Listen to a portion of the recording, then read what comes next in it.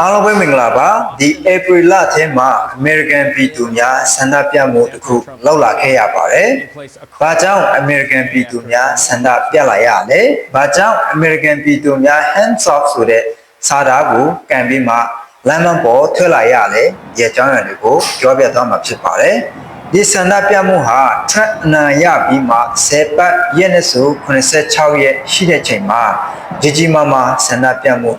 တရက်ဖြစ်ပေါ်လာတာဖြစ်ပါတယ်။ဒီဆန္ဒပြမှုကြောင့် Republican Party အတွက်တုံ့လုံး6ချစရာတရက်လည်းဖြစ်ပေါ်လာပါတယ်။ American ပြည်သူများဟာ Trump ရဲ့အုပ်ချုပ်မှုပုံစံနဲ့ပတ်သက်ပြီးမှဒေါသထွက်လာရခြင်းဖြစ်ပါတယ်။လမ်းမပေါ်မှာထွက်လာရခြင်းဖြစ်ပါတယ်။ဒီဆန္ဒပြမှုမှာပါဝင်နေကြသူများဟာ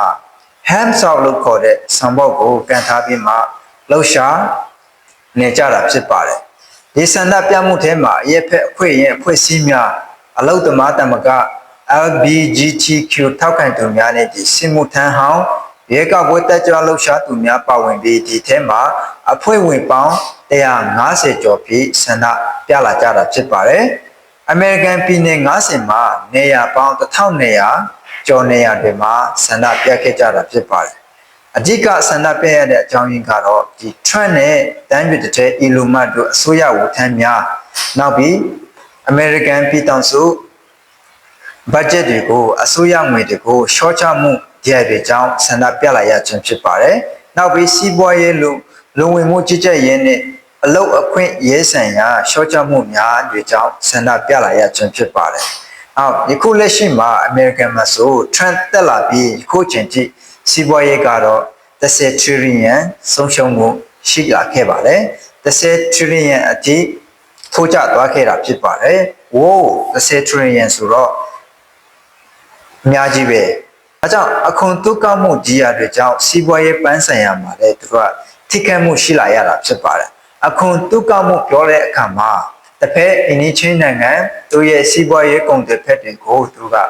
အခွန်တုကောက်လာတဲ့အရာတွေကြောင့်ဖြစ်ပါတယ်။သူကအခွန်ကိုတစ်စစ်ပင်တစ်စစ်တုကောက်လာတဲ့အတွက်ကြောင့်ဒီစီးပွားရေးကတော့ထိုးကျလာရတာဖြစ်ပါတယ်။သူတို့ရဲ့ကြွေးကြော်တန်ကဒီဆန္ဒပြမှုထဲမှာ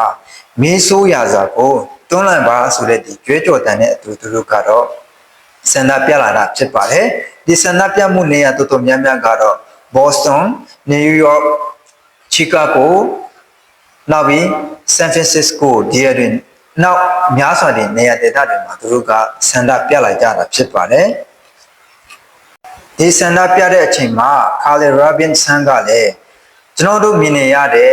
တိုက်ခိုက်မှုတွေဟာနိုင်ငံရေးတက်မဟုတ်ဘူးငါတို့ရဲ့စာအုပ်တွေကိုပိတ်ပင်နေတာနောက်ပြီး HIV ကာကွယ်ရေးရန်ပုံငွေတွေကိုဖျက်တောက်နေတာ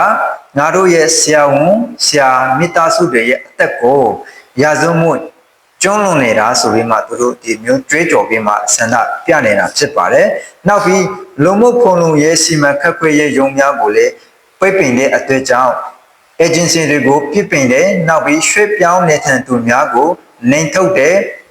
လိန်ပြောင်းထားသူများအတွက်အကာအကွယ်များကိုရှော့ချစေတယ်ကျန်းမာရေးရန်ပုံငွေများကိုဖျက်တောက်တယ်ဆိုပြီးမှဒီအတွေကြောင့်လည်းသူတို့ကဆန္ဒပြလာရတာဖြစ်ပါတယ်ဒါပေမဲ့အဓိကသူတို့ဆန္ဒပြလာတာကအရင် Joe Biden လက်ထက် policy နဲ့အခုလက်ရှိ Trump policy ကမတူတဲ့အတွေ့အကြုံနဲ့ဒီအတွေကြောင့်သူကဆန္ဒပြလာရတာဖြစ်ပါတယ်ဒီနေ့ဗီဒီယိုကတော့လေးပါနောက်ဗီဒီယိုမှာပြန်ဆောင်ကြမယ်